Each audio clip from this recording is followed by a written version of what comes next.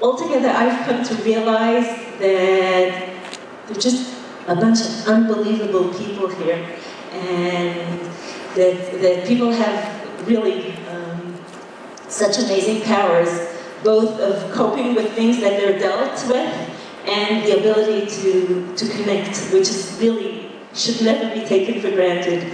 People from communities around the world were telling us, you know, a miracle happened to us. They say, what's the miracle? And they say, first in prayers and rallies, and later on in memorials, we were standing together, Haredi, Hasidic, Mormon Orthodox, Reform, Conservative, so-called non-affiliated Jews, and we were all standing together. The elders of the community don't remember something like this happening for decades. So I found myself begging them, so find an opportunity. It doesn't have to be a tragedy. We can stand together. I think it's so much about trusting our children. You have to trust them with knowing that they can heal themselves. To me, it's a divine gift, the ability to grow, to heal, to move on. You don't leave anything behind, but you carry it with you and you grow with it. The classmates of Gilad and Naftali went through such a crazy drama and lost two friends. And then after the search and the Shiva, the boys wanted to go on for 2 weeks on the Israel Trail. And some of the parents were very nervous because there'll be no adults there and there'll be no professionals. And what if someone breaks down? They just went through such a difficult experience. And the educators of Makor Chaim said, trust them. They know what's good for them. And for the last day of that trip, they invited the families of the whole class to come over and join them for the last day. And I saw their faces starting to change because they knew what's good for them. They experienced it together, they laughed together, they cried together, they hiked together, and it was happening. When we had to let the girls, the children know, when we got the final news, it was probably the most difficult thing I ever did, was taking each of my children, different ages, different closeness to Naftali, and telling them that the boys were found. One of my daughters was, I think she felt a nervous energy in the home, and she went to a friend, and then 2 hours later my sister went to bring her so we could speak to her, and she sat outside the house. She wouldn't come in, and my sister said, you don't want to know yet? And my 11-year-old daughter said, not yet. And then a few more minutes later she came in and we spoke to her. And her younger sister was 9 at the time, and she went over to sleep by a friend. And we were thinking what to do, and there were so many decisions to make, a funeral, etc. And we said, we'll wait until the morning, we'll give her one more quiet night. And in the morning, we brought her and we spoke to her. It was extremely difficult. And then a full year later, it was the last day of elementary school when it happened. And a full year later, it was the last day of elementary school again. And my daughter went with that friend that she slept by, and they decided they're going to turn it into a tradition. They're going to go to sleep together on the last day of school. And her mother said, well, maybe not today, maybe on Wednesday, maybe on Thursday. And they said, no, we're going to go to sleep by each other on the last day of school, and we'll wake up in the morning and nobody's going to die. Now, the psychologists amongst you would say, oh, that's a corrective experience. But these were 10-year-old girls, and they were speaking from their intuition. And I've seen this over and over with adults, but it's clearer with children. We have this ability to heal, and we just have to trust them. I think a month after it all happened, I was putting my kids to sleep, and I was listening to what they're saying, and they say prayers before they go to sleep. They say Kriyat Shema L'Mitah. And one of the verses you say is, בשם השם אלוקי ישראל, מימיני מיכאל, משמאלי גבריאל, מלפני אוראל, מאחורי רפאל, ועל ראשי שכינת אל. They name the angels that are watching them while they're asleep. And I was listening and they were saying, מימיני מיכאל, משמאלי גבריאל, מלפני אוראל, מאחורי רפאל, נפתלי מסתכל, ומעל ראשי שכינת אל. They rhymed their brother's name into it. And And Shlomo, he was 4 then, he said, but yesterday we said Naphtali. I didn't notice. And Noga said, but we say this verse 3 times. So ever since, to this day, before they go to sleep, they say one for Eyal, one for Gilad, and one for Naphtali. And at first I thought it's just a cute story. But then I learned about healing, about carrying your brother with you, about, B'ezrat Hashem, when they're 80 years old, they can still continue saying this. Nama was in kindergarten at the time, but then she said, she started 1st grade, and she said, Ima, this is a word I don't know how to translate. It's dafka. It's dafka good that Naphtali died before I started 1st grade. I said, really? And she said, well, he's been coming with me to school every day since. I mentioned the Israel Trail, and I can't hold back on this one. Along the Israel Trail, I think the full trail is about 6 weeks. You start up north and you go all the way down to Eilat. And along the trail there are families that are called the Trail Angels. We host people along the way. They hike all day and then they come over to sleep. We've been doing this for years. I mean, there are hundreds of families doing it. And one of the days I get a text saying, can I come over tonight to sleep? And you say, sure. And this guy arrives, he's very, very tired, he's been walking for kilometers. He goes, he takes a shower, and then he comes up to eat supper with us. And he has no idea where he landed. And we start talking to him, and it turns out he's a lone soldier. He came from Cleveland, 6,000 miles away. I already heard of quite a few lone soldiers from the community here. And he just finished his army service, and before he goes back, he's taking his time on the Israel Trail. And we ask him, so where were you in Operation Protective Edge, Tzuk And he says, I was in Gaza, fighting. And where were you in Shuvu Achim, Return Our Brothers, the operation to find the boys? And he says, I was in Hebron searching. And then he picks up his head, and I think he saw magnets. Suddenly, he realizes where he's at. And he becomes very, very emotional.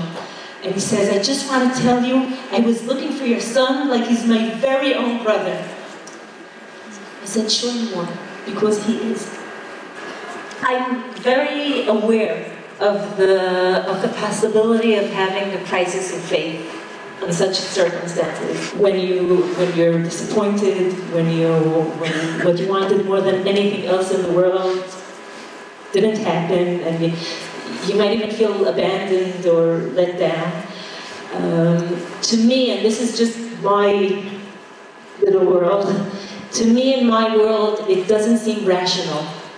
Before there were bad things happening to other people, and I was a believer, and then something bad touched our life. So what changed? For me, this experience was mostly an experience of being vulnerable and being exposed and feeling so fragile and feeling so dependent.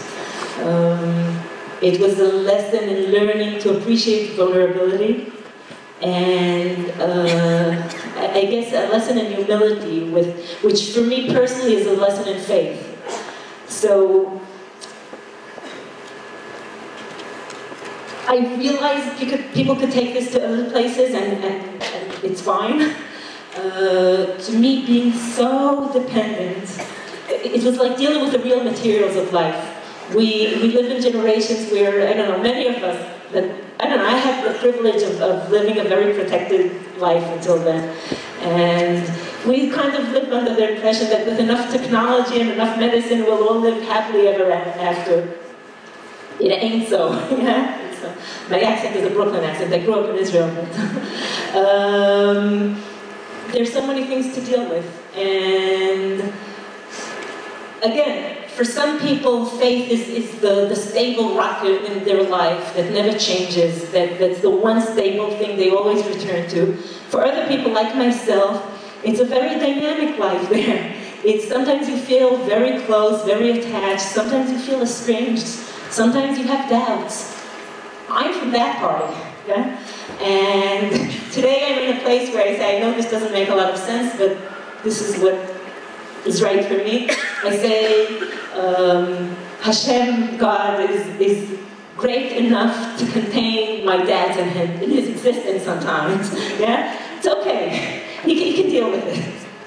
I later heard of Nachman Breslev saying that there's a verse that says, that in the tzara itself, in the trouble itself, there's more grace than you would find anywhere else. And I know not every person experiences this, but I've spoken to many people that have had all kinds of hardship. And they said, when we were prepared, we realized that there's sometimes within the hardship a special grace. And in our story, there's no question about it. There's the pain, there's the loss, there's the tragedies, there's things that could never be corrected, but there's so much unbelievable grace. Grace from people, divine grace.